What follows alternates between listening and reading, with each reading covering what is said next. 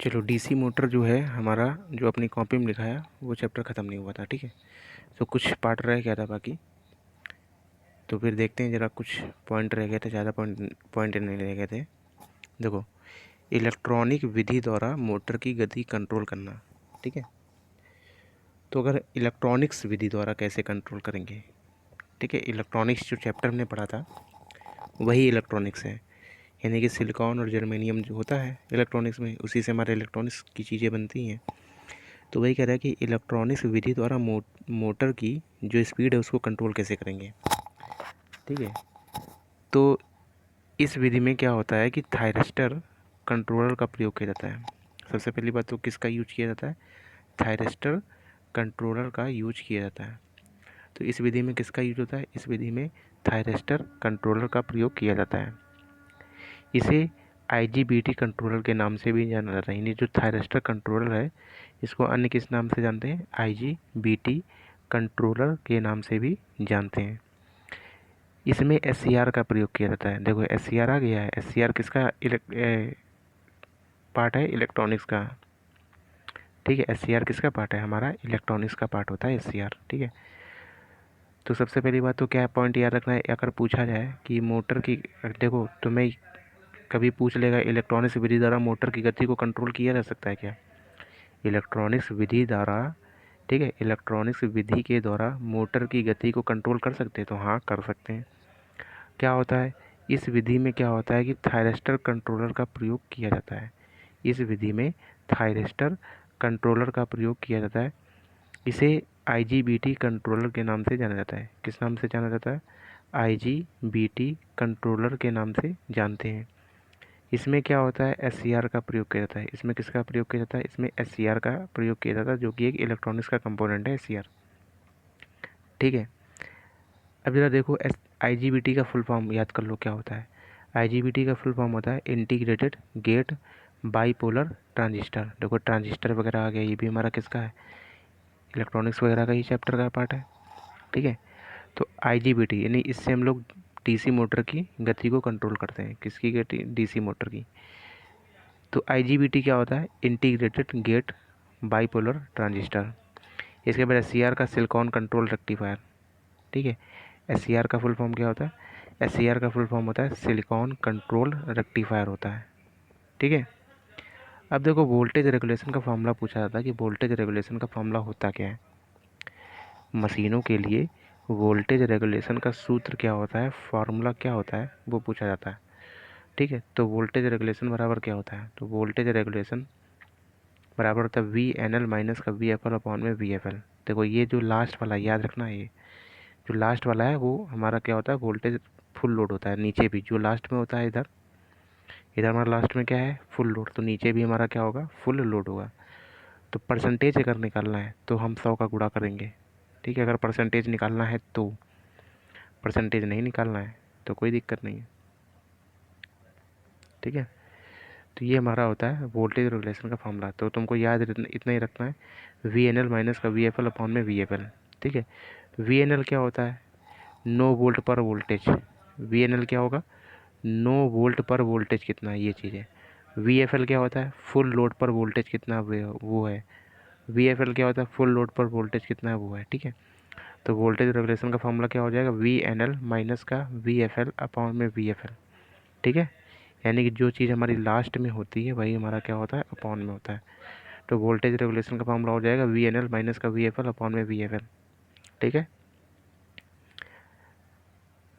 अब देखो जरा, जैसे कि क्वेश्चन दे रखा है, कह रहा है कि एक मशीन है जिसका वोल्टेज रेगुलेशन जो है 4% है। वोल्टेज रेगुलेशन क्या है, 4% है। और जो फुल लोड पर उसका वोल्टेज, फुल लोड पर उसका जो वोल्टेज है वो कितना है, 220 वोल्ट है। यानी कि वी एफ एल हमको दे रखा है। इसके बाद कह रहा है कि नो वोल्ट पर हमारा वोल्टेज कितना हो गया बताना है। फॉर्मूला लगा दो, 4% दे रखा है, परसेंटेज का निशान हटा हुआ, अपाउंट में कितना आ जाएगा 100। वी एन एल निकालना है, माइनस का 220 दे रखा है, तो अपाउंट में भी क्या हो जाएगा 220 अपन, क्योंकि वी एफ एल अपाउंट में क्या होता है, वी एफ एल होता है, ठीक है। इसको सॉल्व कर लेंगे तो हमारा वोल्टेज निकल के आ जाएगा, कितना पॉइंट में आएगा यहाँ पे, ठीक ना, इतना आ जाएगा वोल्टेज, ठीक है। अब देखो बैक ईएमएफ के बारे में तो बहुत अच्छे से पढ़ चुके हो, तुमको वीडियो में कितना अच्छे से बताया उसमें। ईबी को क्या कहते हैं, बैक ईएमएफ बोलते हैं, यानी कि आरोपित वोल्टेज। ठीक है, आरोपित वोल्टेज में संबंध, यानी कि बैक ईएमएफ और आरोपित वोल्टेज के बीच में संबंध, यानी कि जो वोल्टेज हमारा मेन फील्ड का होता है। ठीक है, जो मेन फील्ड का वोल्टेज होता है, मेन फील्ड का वोल्टेज हमारा क्या है, वो वी है। मेन फील्ड का वोल्टेज क्या है, वी है। और ये देखो, ये भी क्वेश्चन पूछा जाता है कि बैक ईएमएफ का मान हमेशा मेन वोल्टेज से क्या होता है, कम होता है। ठीक है, क्योंकि देखो घट रहा है, वी से जो हमारा पूरा मेन वोल्टेज था उससे कुछ घट रहा है, तो इसका मतलब ईबी कम है। इसका मतलब क्या है, ईबी जो है वो कम है किससे, वी से। ठीक है, तो फॉर्मूला क्या होता है, ईबी बराबर होता है वी माइनस का I A into R A, DC motor के लिए। ठीक है, यहाँ पर ईबी क्या है, ठीक है, आई ए क्या है, आर ए क्या है, वी क्या है, सब मालूम ही है तुमको। अब देखो, फ्लेमिंग नामक वैज्ञानिक ने दो नियम दिए थे, बड़ा अच्छे से मालूम है, दो नियम दिए थे। फ्लेमिंग के दाएं हाथ का नियम दिया था। फ्लेमिंग के दाएं हाथ का नियम किस में लगता है, जनरेटर में लगता है। ठीक है, विद्युत बल की दिशा ज्ञात करने में यूज किया जाता है। फ्लेमिंग का जो बाएं हाथ का नियम होता है किस में लगता है, मोटर के लिए लगता है। किस लिए लगता है, मोटर के लिए। ठीक है, और मोटर की गति को ज्ञात करने के लिए इसका उपयोग किया जाता है। अंगूठा जो होता है वो मोशन को दिखाता है, फोर फिंगर जो होता है फ्लक्स को दिखाता है, और मिडिल फिंगर जो होता है वो ईएमएफ को दर्शाता है। अब देखो ये हमारा है, ये तुमको बता चुके थे। अगर डीसी मोटर की तुमको घूर्णन दिशा बदलनी है, डीसी मोटर की अगर तुमको क्या बदलनी है, घूर्णन दिशा बदलनी है, घूमने की दिशा को बदलनी है, तो उसके केवल दो ही मेथड है। उसके केवल दो ही मेथड तुमको बताए थे। तो देखो, डीसी मोटर में दो वाइंडिंग होती है। डीसी मोटर में कितनी वाइंडिंग होती है, दो वाइंडिंग होती है। एक हमारी होती है आर्मेचर वाइंडिंग और दूसरी कौन सी होती है, फील्ड वाइंडिंग। ठीक है, तो डीसी मोटर में कितनी वाइंडिंग होती है, हमारी दो वाइंडिंग होती है। एक तो होती है हमारी आर्मेचर वाइंडिंग होती है, और दूसरी हमारी कौन सी होती है, हमारी फील्ड वाइंडिंग होती है। ठीक है, इन दोनों वाइंडिंग में से किसी एक वाइंडिंग के टर्मिनलों को आपस में बदल दिया जाता है। या तो किसका टर्मिनल बदल दो, आर्मेचर वाइंडिंग का टर्मिनल बदल दो, या तो क्या कर दो, आर्मेचर वाइंडिंग का टर्मिनल बदल दो, या फिर फील्ड वाइंडिंग का टर्मिनल बदल दो। तो मतलब दोनों में से किसी एक ही के बारे में हमने बताया था। अगर दोनों को बदल दोगे तो जिस दिशा में मोटर चल रही उसी दिशा में ही चलती रहेगी। ठीक है, तो अगर डीसी मोटर में कितनी वाइंडिंग होती है, पहली बात तो डीसी मोटर में हमारी दो वाइंडिंग होती है, एक होती है आर्मेचर वाइंडिंग और दूसरी कौन सी होती है, फील्ड वाइंडिंग होती है। इन दोनों वाइंडिंग में से किसी एक वाइंडिंग के टर्मिनलों को आपस में बदल दिया जाए तो मोटर की घूमने की दिशा को क्या किया जा सकता है, बदला जा सकता है। तो मोटर की घूमने की दिशा को बदला जा सकता है। कार्बन ब्रश की स्थिति को भी बदलकर हम लोग मोटर की घूमने की दिशा को बदल सकते हैं। कार्बन ब्रश की स्थिति को कभी अगर चेंज कर दिया जाए तो उससे भी मोटर की गति को बदल सकते हैं। देखो एक एक्स्ट्रा पॉइंट तुमको मिला है यहाँ पे। ठीक है, तो जो मेरे नोट्स है वो तो तुमको पढ़ना ही बहुत अच्छे तरीके से, बाकी जो उसमें जो एक्स्ट्रा चीज़ें मिल रही हैं उसको भी पढ़ो कायदे से। ठीक है, बस इसके अलावा अब तुमको थ्योरी किसी की नहीं पढ़नी, केआरबी लैब की पढ़नी नहीं थ्योरी।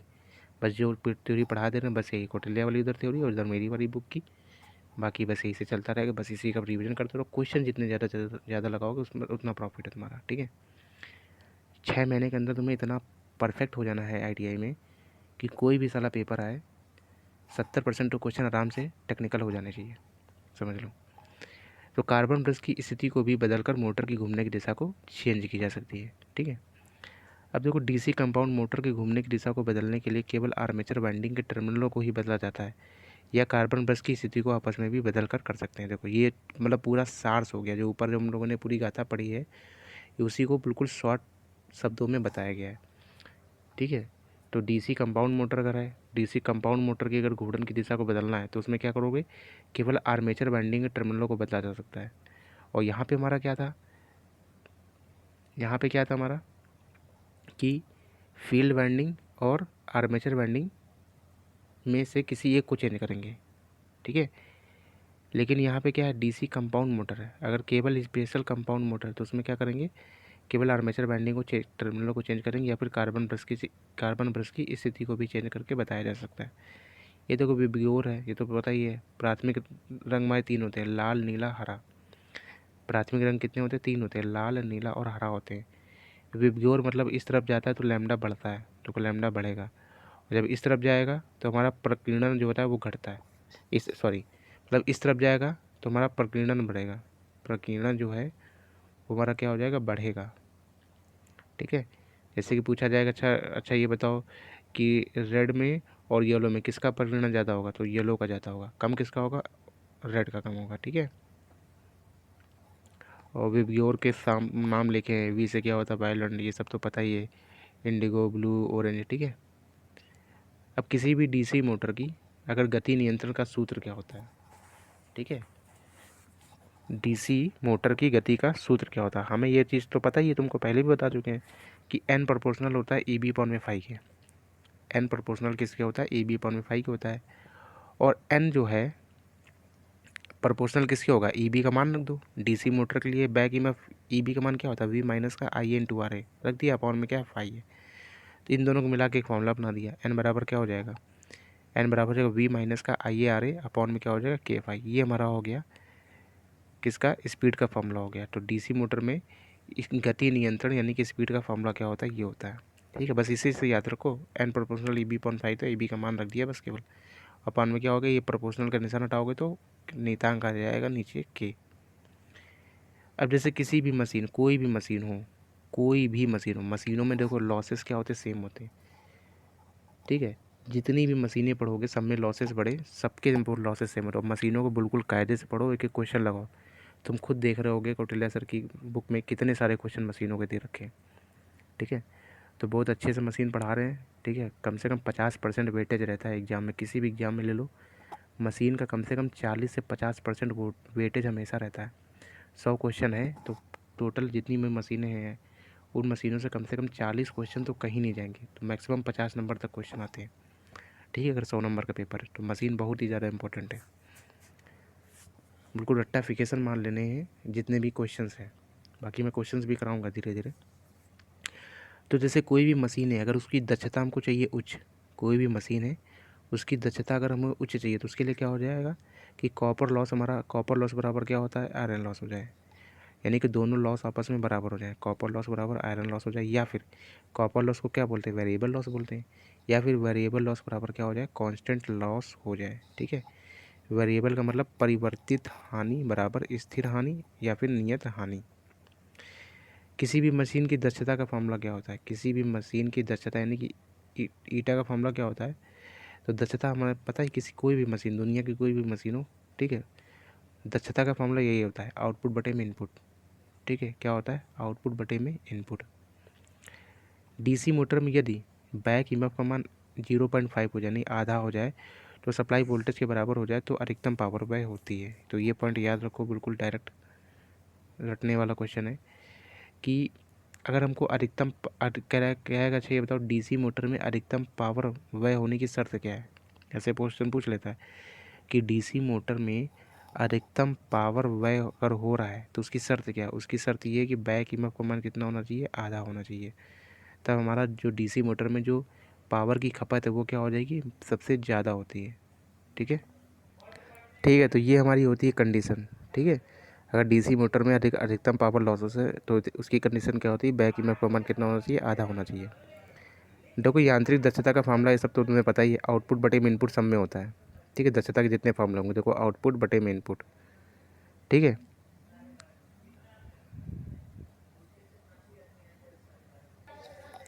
ठीक है, तो ये क्या होता है, परिवर्ती हानि बराबर स्थिर हानि या फिर नियत हानि, एक ही चीज़ है मतलब।